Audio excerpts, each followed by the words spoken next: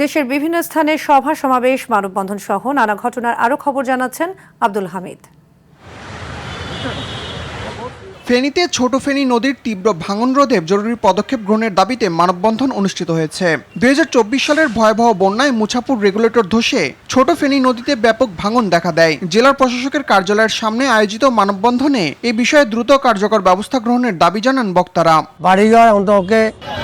কিশোরগঞ্জের ভৈরবে ঢাকা সিলেট মহাসড়কের কাঁচপুর তামাবিল অংশ ৪ লেনে উন্নীতকরণ ও উভয় পাশে পৃথক সার্ভিস লেন নির্মাণ প্রকল্পে জমিদাতাদের ক্ষতিপূরণ প্রদানের দাবিতে মানববন্ধন ও বিক্ষোভ মিছিল করেছে স্থানীয়রা। এ সময় জেলা প্রশাসক বরাবর স্মারকলিপি প্রদান করে বিক্ষোভকারীরা।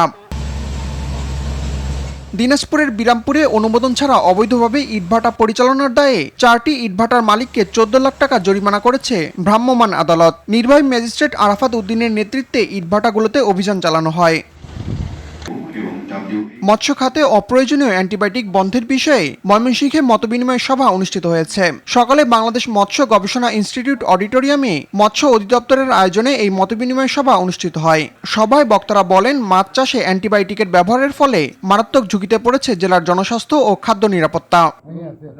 9টি উপজেলার সমন্বিত উন্নয়ন পরিকল্পনা প্রণয়নে পাইলট প্রকল্প নিয়ে জামালপুরের বকশীগঞ্জে গণশুনানি কার্যক্রম শুরু হয়েছে।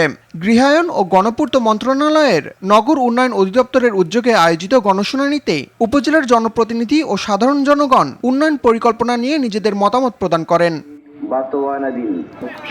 ভোলায় বাংলাবাজার ফাতেমা খানম কলেজ মাঠে শুরু হয়েছে মাঘের শীতে আবহমান বাংলার পিঠা উৎসব আয়োজন। পিঠা উৎসবের উদ্বোধন করেন অতিরিক্ত জেলা প্রশাসক আব্দুল্লাহ আল মামুন। উৎসবে 20টি স্টলে কৃষ্ণচূড়া, স্বপ্নচূড়া, বন্ধু পিঠা সহ অসংখ্য পিঠা উপস্থাপন করা হয়।